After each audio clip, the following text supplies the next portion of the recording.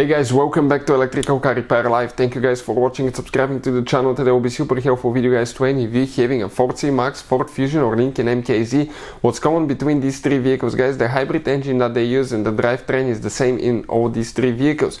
If you're trying to find where the radiator fan control module box, the brain box is located because your radiator fan does not work, the car maybe starts to overheat, stay with us, we'll explain that in this video today. Before we start, let me tell you a little bit about us guys. Every single car we get here at the garage, we try to make at least 2 to 300 free repair videos.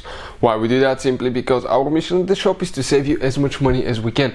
All we need in return, please subscribe to the channel, like the video, that way we can keep making these absolutely free videos.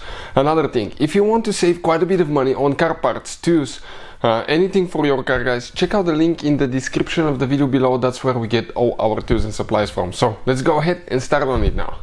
So we'll go ahead, open the hood now, and we want to show you what we have specifically here. We removed guys 2 hoses. Okay, let's show you the hoses that we removed quickly. You can see there is one hose here, usually from the air from the grill to the air filter box. It's that hose right here that we have removed. If you want to see how to do that, we have it on the channel, and we removed the second hose here, but you can ignore that one. The only thing that we removed practically is this one, and right here is your radiator fan. I'll recommend when working on the fan, always turn the car battery off, because if you don't, if it activates, it will cut your fingers off guys, so don't do that. Another thing, on these modern cars it really matters which battery terminal you disconnect and reconnect first. If you do it the wrong way, you can cause damage to the electronics, modules, computers, and that can be super costly guys. We've done it in the past, believe me, you don't want to do that.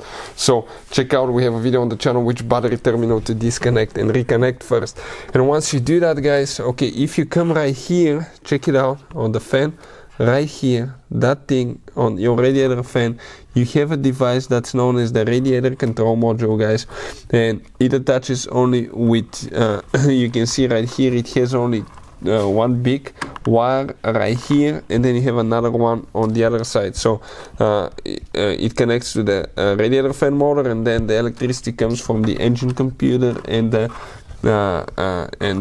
car battery, okay, to control the fan. So if you have problems with the radiator fan not working, car overheating, always check that thing. You can replace it instead of buying a new fan. First, it's way easier to replace. Second, it's way cheaper as well. We'll have a video how to test the radiator fan and the radiator fan control module on Ford.